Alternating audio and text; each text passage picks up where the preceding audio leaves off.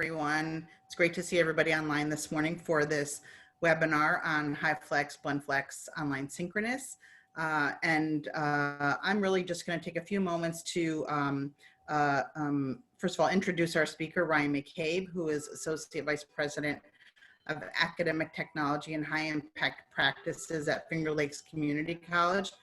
Finger Lakes certainly well experienced in online learning, and as of late, one of the campuses that has embraced the Hyflex model of teaching for their faculty and students. And as we came into this kind of COVID response time frame, I know many of our campuses have been thinking about, is Hyflex a model that would work for our campus? Is Hyflex a way that we could, as we think particularly to the fall semester and some of the uncertainty around that, is Hyflex a way to help us think about and prepare for what we need to be doing? And so we thought it might be helpful to do a webinar around what Hyflex, Blendflex, using online synchronous technologies, what does that really mean? What does that look like? And how might you consider that? I do want to clarify that this is not necessarily the webinar for how to teach in this mode, but really around how to think about and consider this as a model for your institution or your programs or your courses. And we will be following up with some other trainings and webinars later this summer for faculty around teaching in this mode, but we thought it might be great to do for this audience more of a discussion around what does this model of teaching mean and what does it look like. So with that, I'll turn it over to Ryan. Thank you, Ryan, for doing this webinar, and I'm going to go back on mute. Thanks. Thanks, Kim. Everyone can hear me, I hope. Really looking forward to this session today. Seems like we have a lot of interest in it. So we're going to talk a little bit about a few modalities. Calling them emerging, I think, is probably something I shouldn't have done, but they are emerging a little bit for us in SUNY because we don't have a ton of our schools working in the Hyflex area or in the online synchronous area at the moment. But some of these things have been around for quite some time, and we'll talk about that a little bit as well.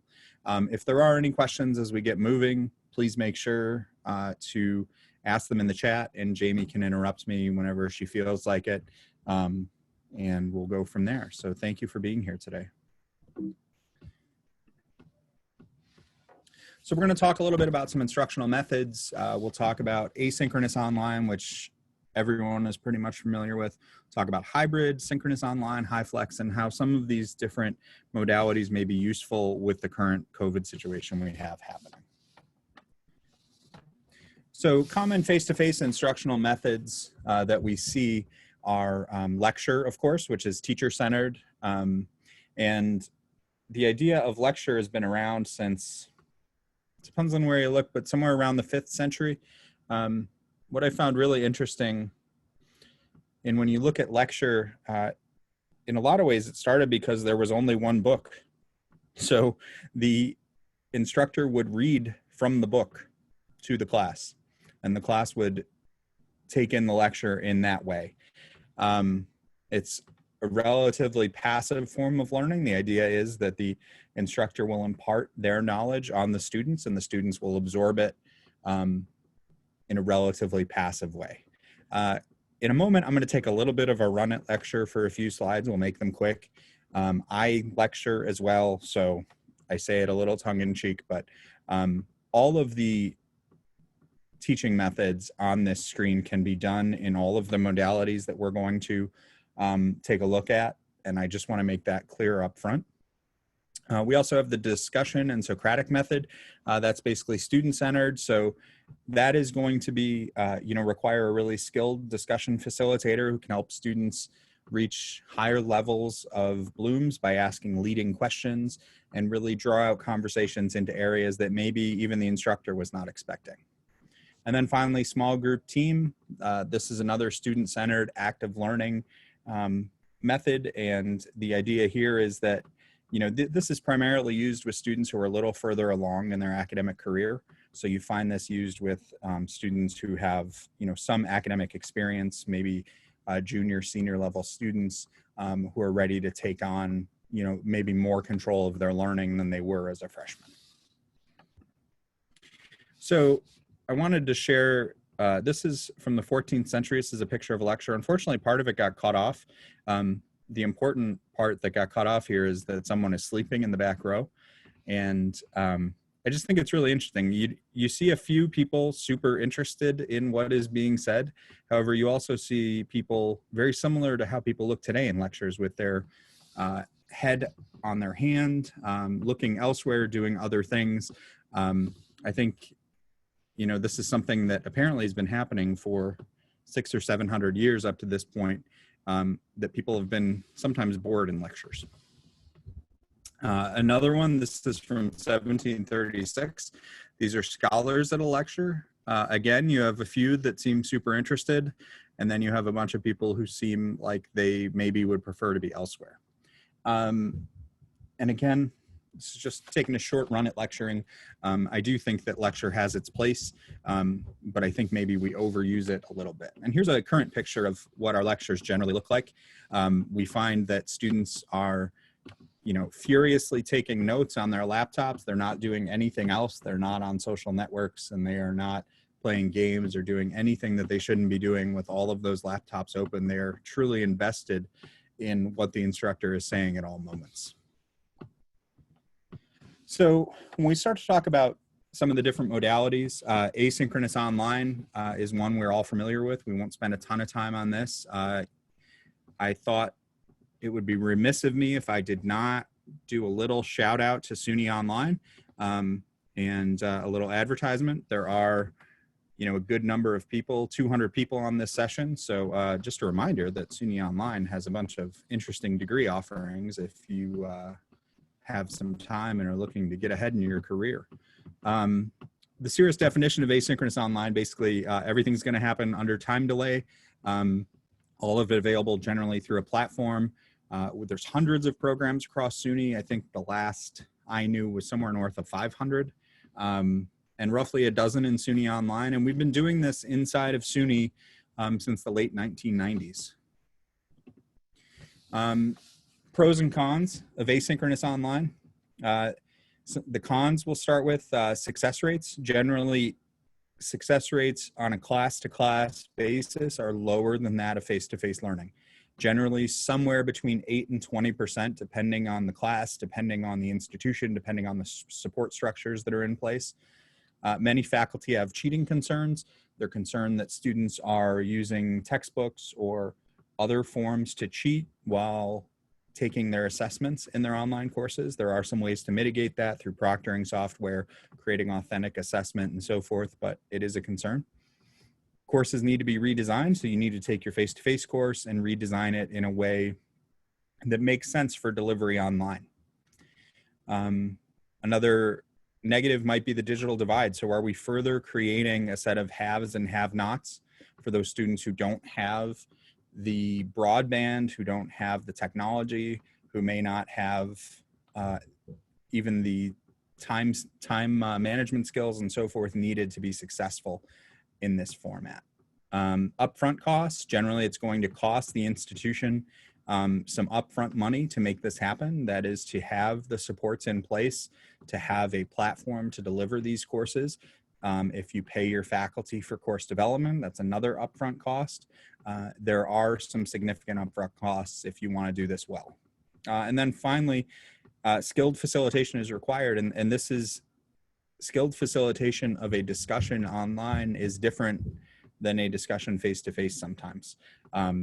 So it is really a skill that can be acquired. And much like we talked about the discussion format in a slide previous, you really need to make sure as an instructor that you are helping students think about things that they wouldn't have thought about.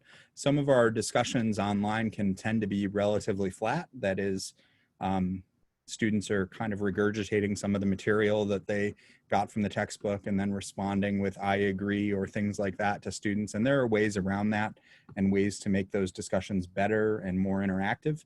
And those are things we have to consider.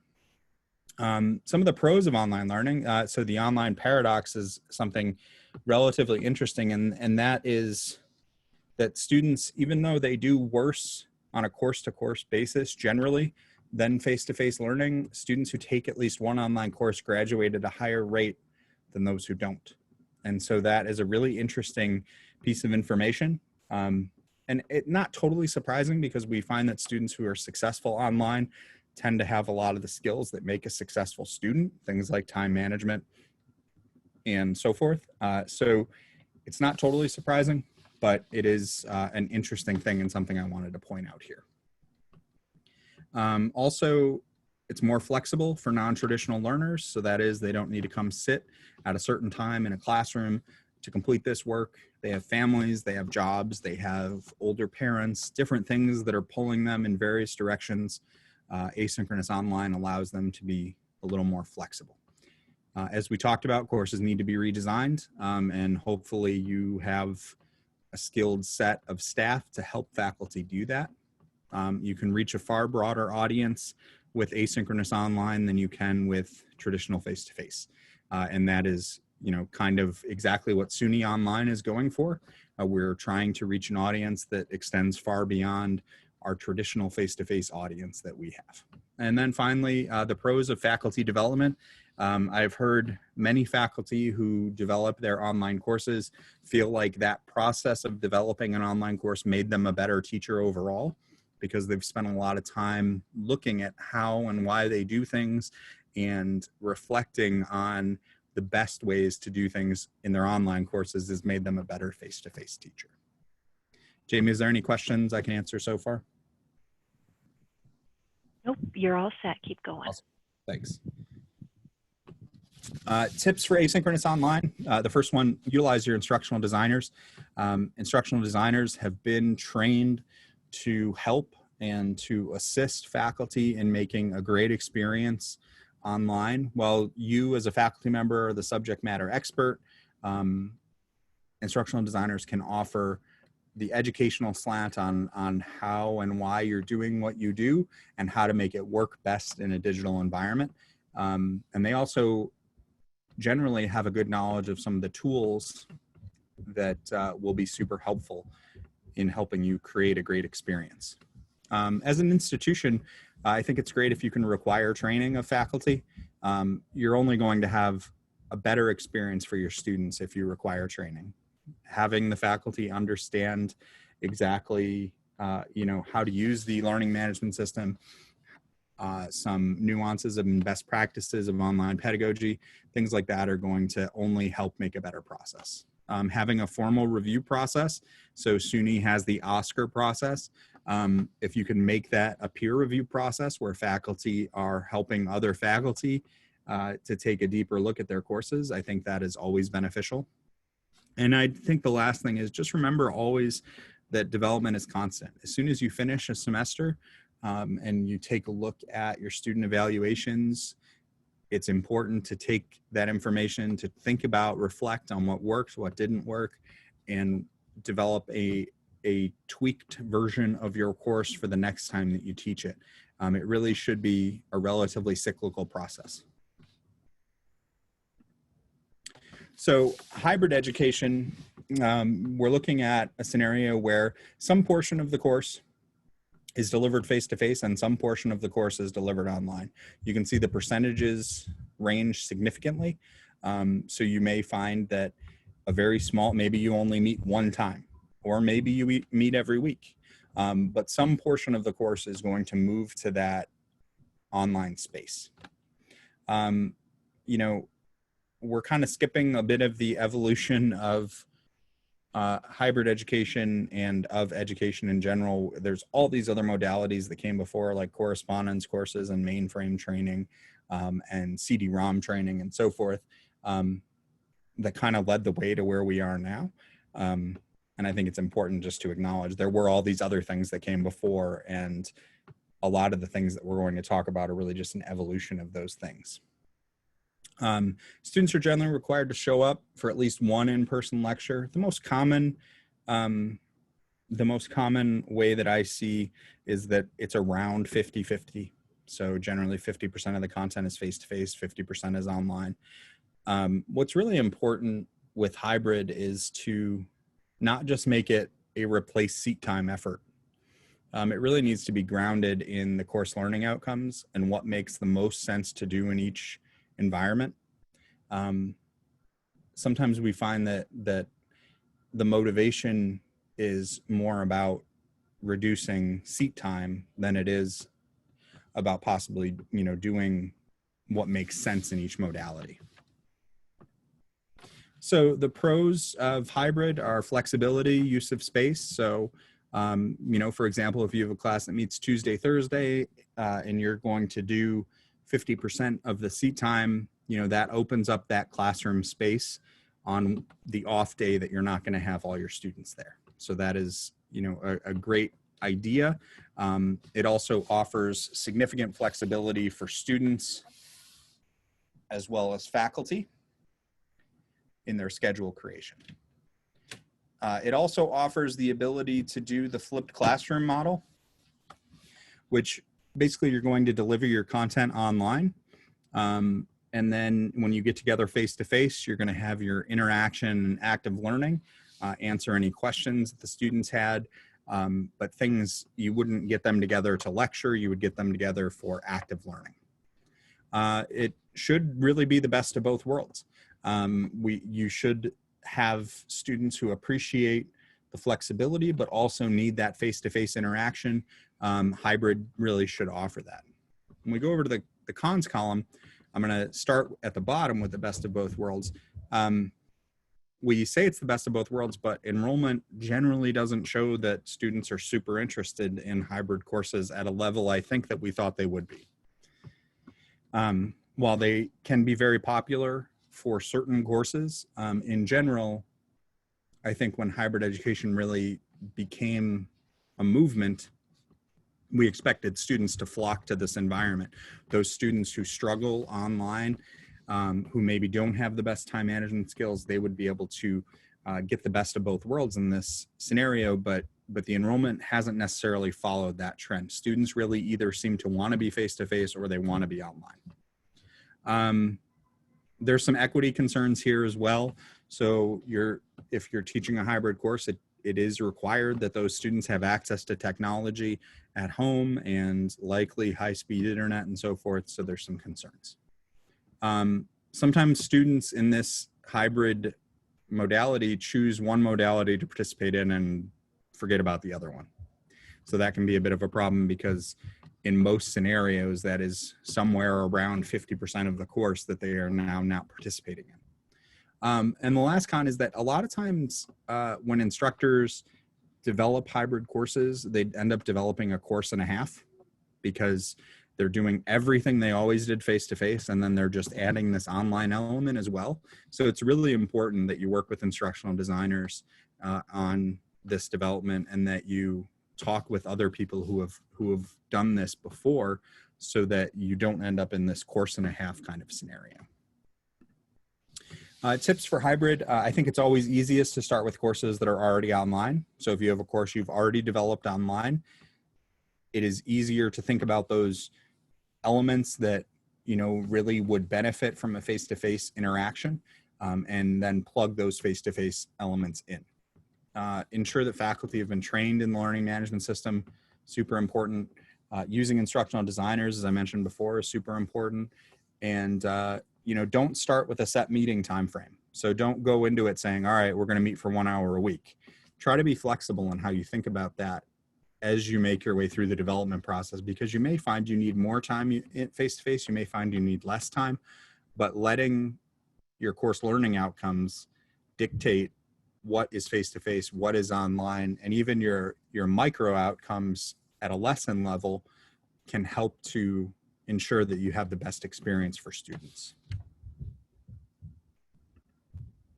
So Synchronous Online, this has many names, Synchronous Online being one, Live Online, Remote Real-Time Online. There's a ton of different names for this. Basically, this is 100% of the instruction is without a time delay. So it is basically face-to-face, but you're doing it from a computer. So basically the same way we've all taken to having our meetings that used to be face-to-face, we're now doing them via Zoom or WebEx or other platforms. That's basically the same way that Synchronous Online works. With this modality, you really want to ensure that instructional time tries to stay under an hour at a time. Once you get into an hour and a half or 2 hours or even more than that, you're really going to lose a lot of attention from students. 2 hours is a really long time to spend staring at a screen. It's a little different in a classroom when you can break it up maybe in a bit of a better way, or you're walking around, you're kind of changing the way things look and appear, which helps people stay more interested and invigorated about what you're teaching. But online, that becomes more and more difficult. And I don't have any studies that show that 1 hour of time is really where it should be. But if in conversations with the directors of online learning group, most are recommending under 1 hour of time for this scenario. Ryan, we have a couple of questions in the chat, if that's all right. Let's do it. So we have Andrea asking, will we do more concrete examples later? Concrete examples of? She didn't specify. So Andrea, if you want to specify more in the chat, but we will be doing more concrete examples at the Remote Teaching Institute that I posted the save the date to earlier in the chat, for sure. Yeah, this is most certainly a very broad presentation that is looking to create an understanding of the different modalities. The tips that I've offered are meant to kind of get down a little bit more to the nitty-gritty, but this is most certainly not going to be a presentation that has you run away and create a synchronous online course, because I've given you all the information. Okay, and then we have Ellen, who asked or stated, given the need to schedule face-to-face, how to plan for not setting a fixed amount of time each week? Yeah, and so that should, the reason, that is why development should really take place a semester before, because that should give you time to set your official course schedule. And if you're doing development for, let's say, the fall in January, February, March, you should have a pretty good idea by that time what amount of face-to-face time you're going to need in the classroom. Gail Fernandez asks, is there a difference between online and remote teaching and learning? And Ed responded, online generally means asynchronous, remote is synchronous. In response to that, Gail says, I haven't seen that definition of remote versus online before. Where did that definition come from? And that way I can share it with my colleagues. If you want to kind of expand on the difference between those two. Sure. Yeah. So, I mean, asynchronous online, you know, kind of is what it is. I think we all understand that. And that is 100% of the content is delivered in an online format without real-time interaction. Remote, which we have above, the names at the top of this slide basically have come from what various institutions call synchronous online. And I'm sure there's a bunch of other names as well. But in the conversations with the Doodle group, we found that institutions all call this something different, it seems. So remote, some institutions call synchronous online remote, and really the difference would be that you're having live interaction at a specified time. All right, and then we have a question from Deborah, your opinion. Synchronous, I teach a 3-hour class. Is it okay to lecture 1 hour and then small group breakout activities? Yeah, totally. I'm actually in one of the next slides, we're going to get to that, but yes, as long as you can break it up, I think it's completely fine if you have them in that space for that long. But listening to someone, like by the time we're done with this, you're going to be like, I wish this guy, you may already be thinking, I wish this guy would shut up. And I totally understand that for multiple reasons, but mainly because it's difficult to listen to someone just talk at you for a significant amount of time, specifically when you're just staring at a screen. And so yes, breaking it up, having different types of activities totally makes a lot of sense and is the way you should do it. It doesn't mean you can't spend that time online. It means keep the lecture portion of your course under that 1 hour if you can. Okay, so I think we're caught up in the chat, unless I've missed something. If I did, please feel free to post it in the chat again. Thanks, Ryan. Yep. I think it's really important, again, to utilize instructional designers. You're going to keep hearing me say that. They have a skill set that can offer a lot of benefit to the way that you offer courses in all of these modalities. And again, another advantage here is you can expand programs into other markets without losing the importance of the face-to-face connection. So if you have students who really want that face-to-face time, this allows you to have that. So in the pros of Synchronous Online, we have that authentic interaction. So those students are connecting with you as an instructor at a specified time. Let's say it's Monday night at 5 o'clock. They know that they have to jump online and see you and all of their classmates at that time. We also know that student success is tied to connection. So students are more successful if they find someone on campus to connect with, whether that's an instructor, a fellow student, an advisor, teammates, things like that. This allows, in a little bit of an easier way than online, for that authentic interaction and connection. So the hope is that once we have some better data around Synchronous Online, that we will find that we have greater student success as well. Reminders in real time. So if you are an instructor and you teach face-to-face, when I was an instructor and I taught face-to-face, I spent the last few minutes of class generally telling students what was coming up, what to do for the next class, reminded them about assignments, so forth. Saying those things in real time, it's a little harder to ignore than just sending an email with that information. Another pro, which is really huge, is that the ability to watch things again increases student success. Generally, I've seen around 10% is the number that they find that student success increases by having the ability to go back and watch recorded lectures and so forth.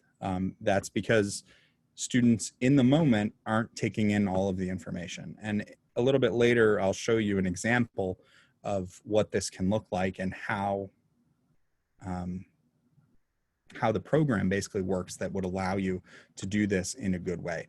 It also may be that students understand 80% of your lecture, but there's that other 20% that is really a sticking point, and this allows them to really focus on that sticky 20%. Some of the cons are student privacy. I think this is something that with COVID has become very apparent. Synchronous Online, especially if you are asking your students to use their videos so you can see them, takes you into a student's home, and many times students aren't comfortable with that.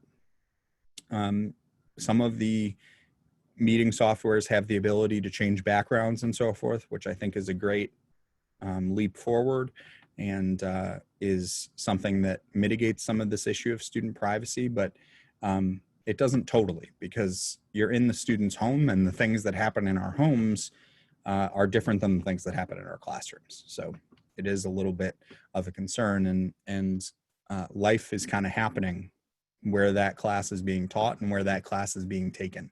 So there are dogs and children and mailmen and doorbells and all of those things that are harder to account for in this space than they would be if you were in a classroom. Of course, in the classroom, we have cell phones and all of that, but there's a lot more, I think, happening in people's homes than in that, relatively restricted environment of a classroom.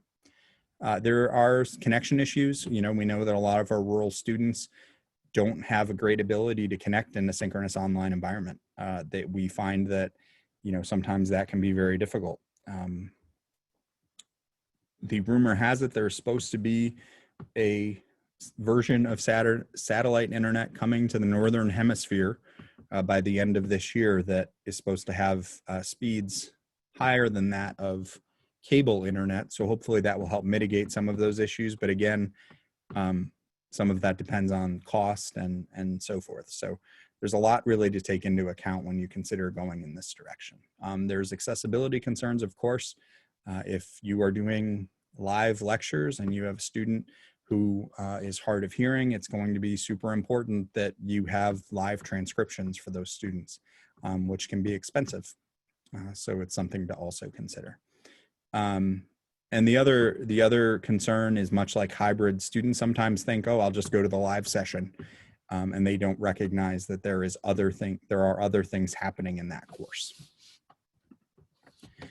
Tips for online synchronous, we already talked about that. I think it's helpful to make smaller topic-based videos where applicable.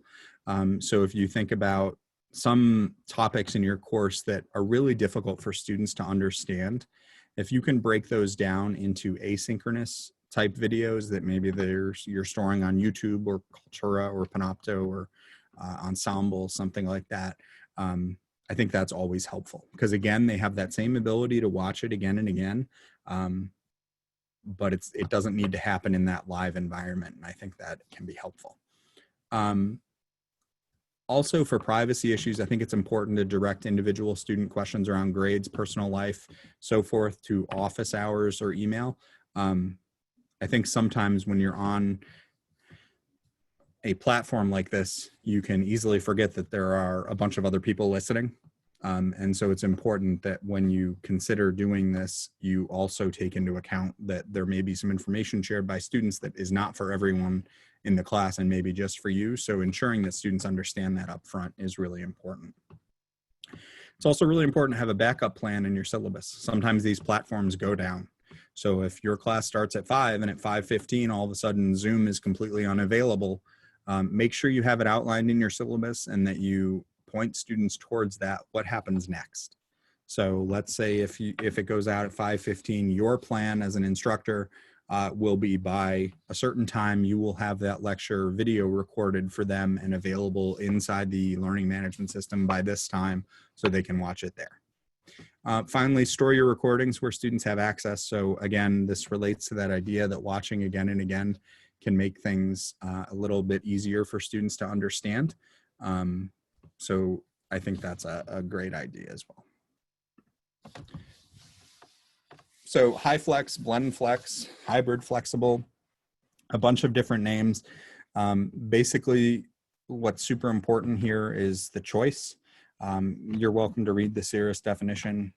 I think that really encapsulates what it is all about, but choice is the most important word. If it doesn't have student choice, it's not going to be Hyflex. The choice can vary daily, weekly, or monthly. Basically, you're creating a scenario where students can come to class on Monday, can watch a recording on Wednesday, and on Friday, they can watch synchronously online. They have that option, and they are welcome to participate however they see fit. The idea of this was started by Brian Beatty at San Francisco State in 2006, and it has obviously evolved since there. And that's why when I mentioned calling this emerging modalities, Hyflex is emerging, I think, for us and for much of higher education, but it has been around for a little while. And I think a lot of these things have come more into our sphere because of everything that's happened with the coronavirus. So as an instructor, you're going to offer the course at a specific time. During that time, students can show up in your classroom. They can also show up online and in a live session, or they can just watch it recorded at a later point if they're unable to make the live session. So the pros and cons. So the pros are the data from a few different schools indicates students tend to show up face-to-face more often earlier in the term. So earlier in the term, when things are a little less known and their lives are a little less busy than they generally are at the end of a term, students show up more in class. Course success at Central Georgia Tech was higher. GPAs were higher. Admission into a competitive program were higher for students who had taken Hyflex courses. Again, this allows program expansion into other markets without losing that importance of a face-to-face connection.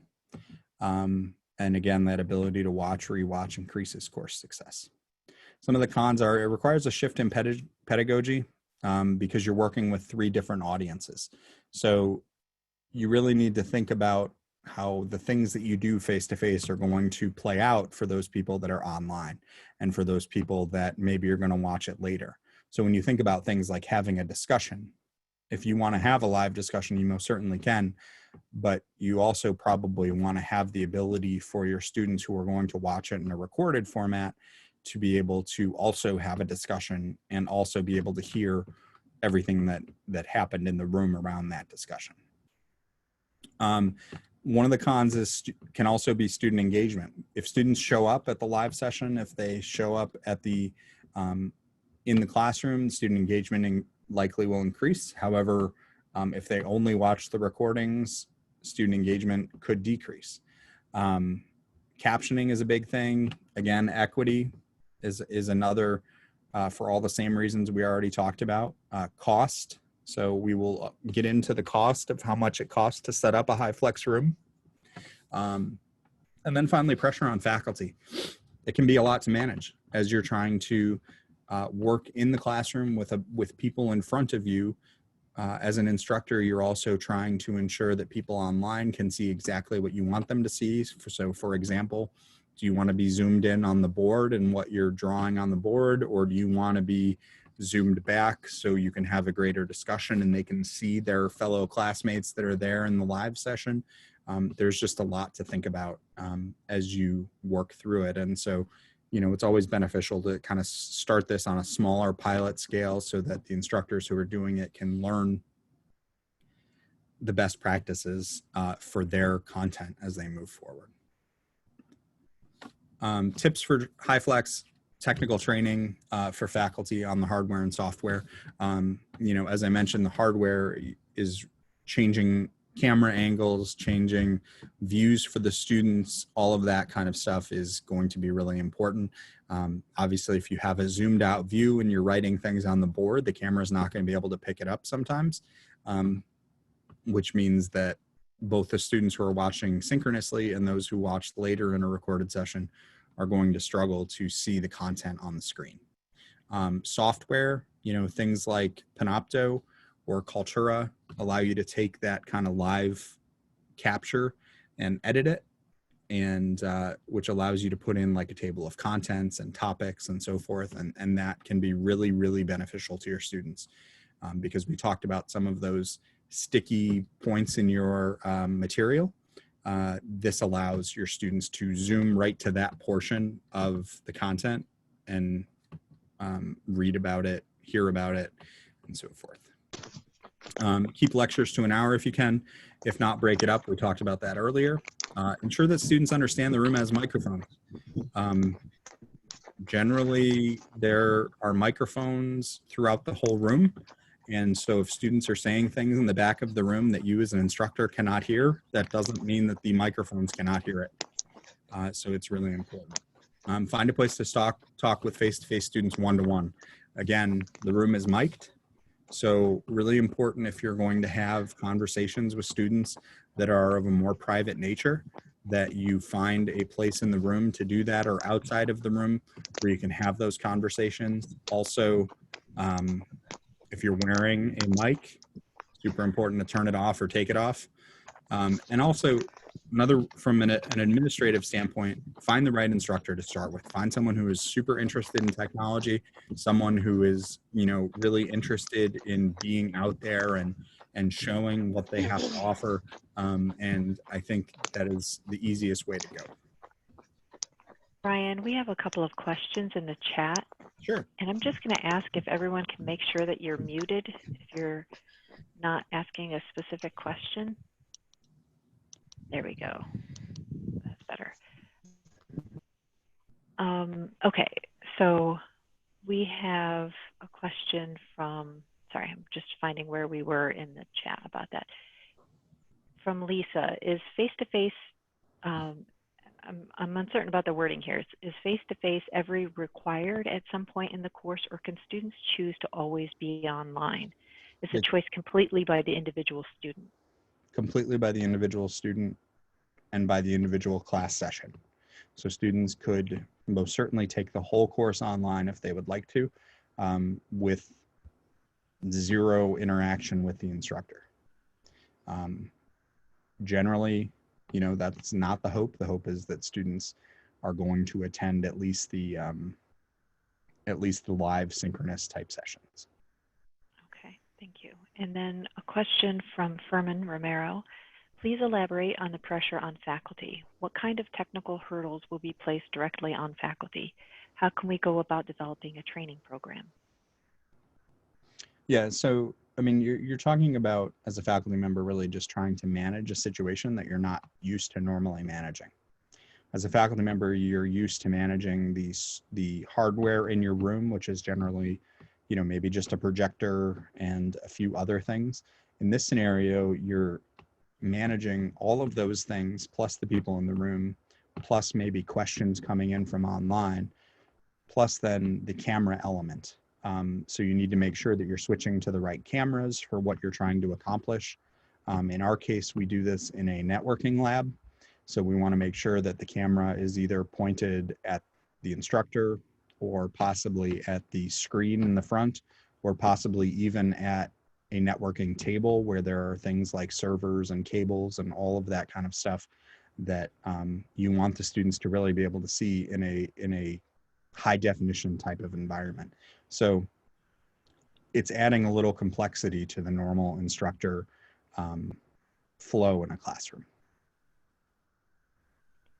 Okay, and then we have a question from Patty. How would attendance monitoring work in a Hyflex scenario? So that depends a little bit on the platform that you use. Some platforms like Collaborate works where it will take attendance for you when students are in there. Most likely in a Hyflex environment, though, you probably don't want to take attendance, much like you don't really in an asynchronous format, because you may have students who are just viewing the videos online remotely.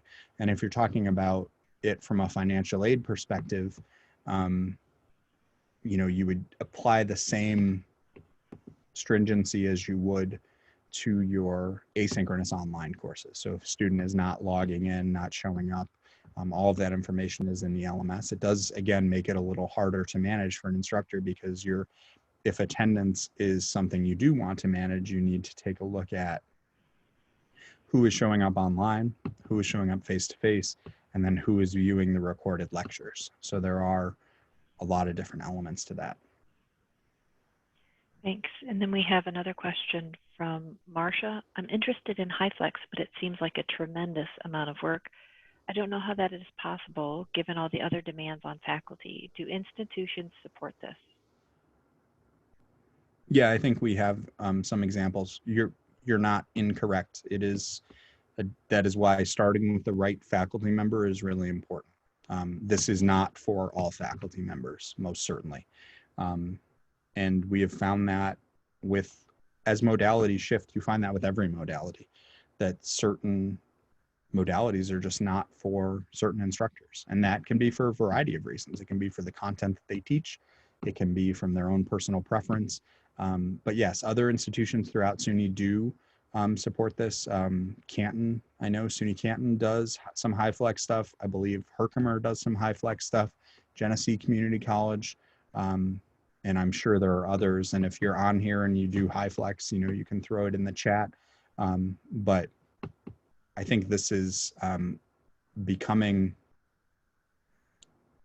more and more, you're going to see this more and more throughout higher education, assuming there's any money left. Ryan, we have a lot of questions coming in on the chat. I think you only have a couple more slides, correct? Mm-hmm. Why don't I let you get to the rest of your slides, and then maybe you can Yeah, sure. We'll the chat. I'll work through the slides. I'll work through the slides quickly, and we'll go from there. So this has been up on the screen for quite a while now, because I've been answering questions. But basically, you're looking at costs here. So this is what you're looking at for costs. You know, the ongoing costs are really going to be your support service, your captioning, and your video conferencing software. Everything else, hopefully, is a one-time cost, assuming it doesn't break immediately.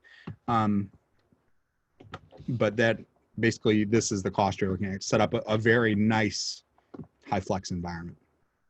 You can most certainly do it cheaper than this. You can also do it more expensive than this, but this is, you know, what we found worked really well for us. I want to show you this quick example from FLCC. Can you see that, Jamie? No, we only see the slide, sorry. And we just need to make, yes, we just want to make sure that people can hear it. I'm not going to play anything. It's fine. Okay. So basically, this is the basic scenario of what we're looking at from a Hyflex course. So we can see we have students discussing over here on the left. We can see we have the instructor up in this box. We have what is being shared on the computer screen here.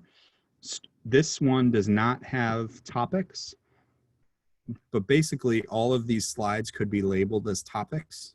So if a student was really only worried about this one element, they could zoom to this point and hit play. So that's why it looks like they're different sizes, but in fact they're not. Is that a great lesson right there? Wasn't even planning on that. So you can kind of see how the camera follows the instructor around. What is serendipity? An accident? The instructor is asking questions. Students can hear it. You can hear the questions from students.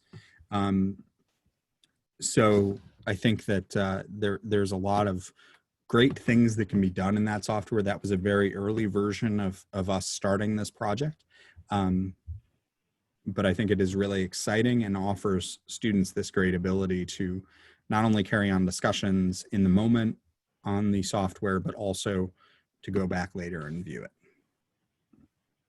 it. So when we talk about COVID-19, this is totally my opinion.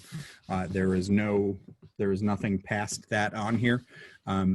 This is how I see the easiest way forward for fall 20 by modality. Online asynchronous, obviously, we don't have to worry about that really, but you do want to start planning and start now. Start now taking a look at what your course looks like, how you may be able to add online elements to it, work with your instructional design staff, because it seems to me relatively unlikely that we're going to be back in a normal scenario for the fall. So these modalities, as you start at the top, are the easiest to the most difficult.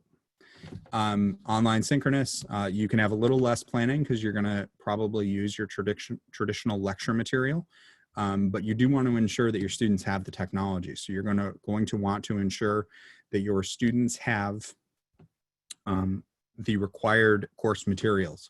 So if you're going to have an online synchronous course, you're going to need students to have a device where they can participate in your online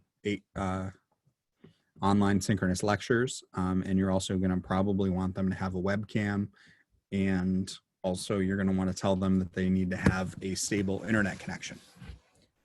For hybrid courses, generally this is going to require a campus classroom.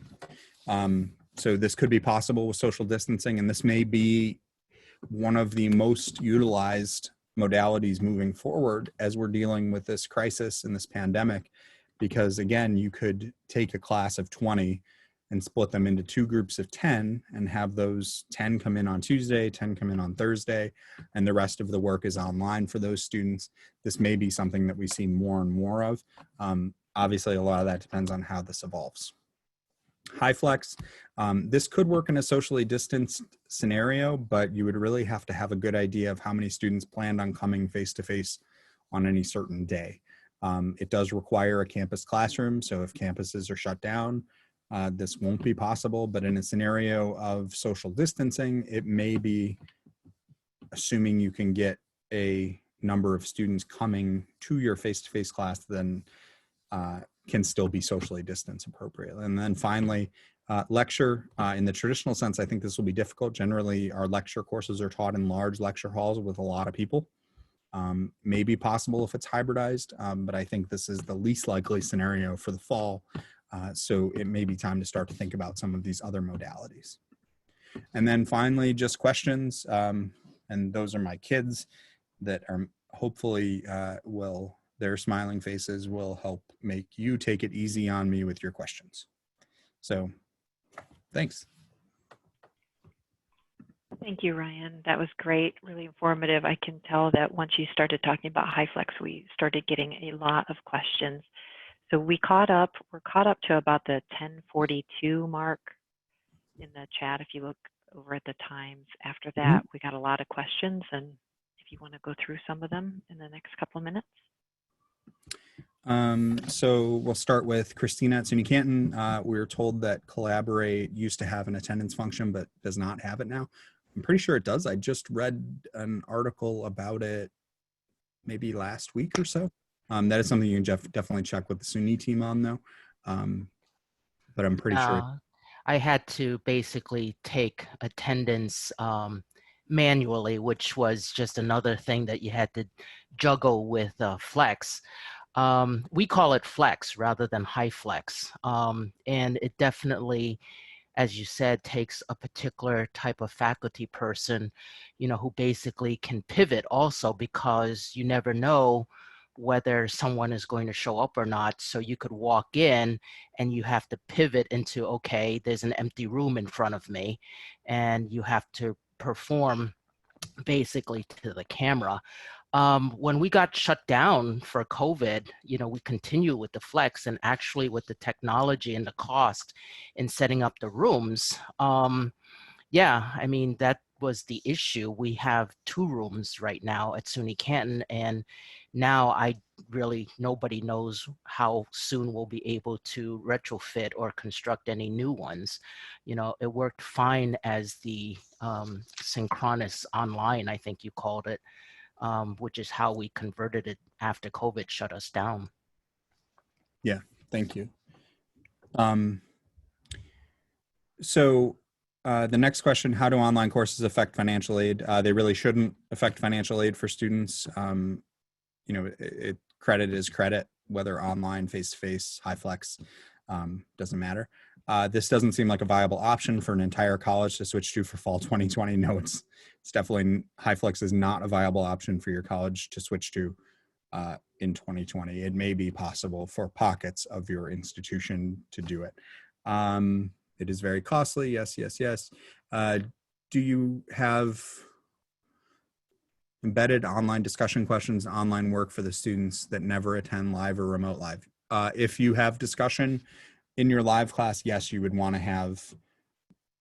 definitely want to have the ability for students to have discussions in a asynchronous format. Yes, absolutely. Does Hyflex require the ability for remote live students to interact with it? It doesn't require it. There's not really, the requirement is really on the student choice. But it is, I think, nice to have, and most certainly can help your students feel more connected to your institution. Scott said he was doing this at SUNY Cobleskill 10 plus years ago. Clinton Community Colleges does Hyflex. We have a question if anyone is doing this in studio courses. Doesn't Hyflex also have the cost of TAs? Not at a community college, because we don't have TAs. But it could, I guess. It depends on how you do it, and it depends on the size of your classes, most certainly, and the rooms that you do it in. But the one thing to be cognizant of is that if you're offering a Hyflex option, your course cap is really going to be how many seats you have in the room. So,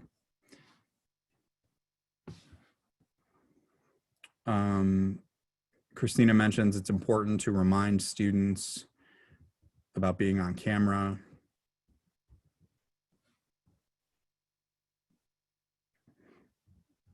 Andrew mentions that the intangible joy of teaching in person is gone if we do this. To your mind, will we have the option to go back to normal post-plague? Yeah, I'm sure you will. I don't see a scenario where face-to-face learning completely goes away. It's just, you know, a tough situation at the moment. And students, you know, even our traditional age students, specifically if you're at a community college, I think, are dealing, you know, our 18 to 22-year-old population, they are dealing with things that are just far more pressing, I guess, than the things we may have dealt with when we were at a traditional college. Specifically commuter students, they're commuting likely for a reason. They have families, they have jobs, they have all of these things to take care of. And so offering that flexibility is important. So there is a bit of an access to education element of this, but I don't see any scenario where face-to-face goes away. We have a comment that the recording sounds tinny, echoed, and poor quality. Yes, that can totally happen if you use bad equipment. How can a teacher decide what students have the right technology? Yeah, I mean, part of that is you want to ensure that in the course materials that you require for your course, that you have the technology that you think students need. You're correct that that as an institution, it could become far easier if you give out laptops to all your students or things like that, which some institutions do, but I doubt that is something that is going to be a shift moving forward.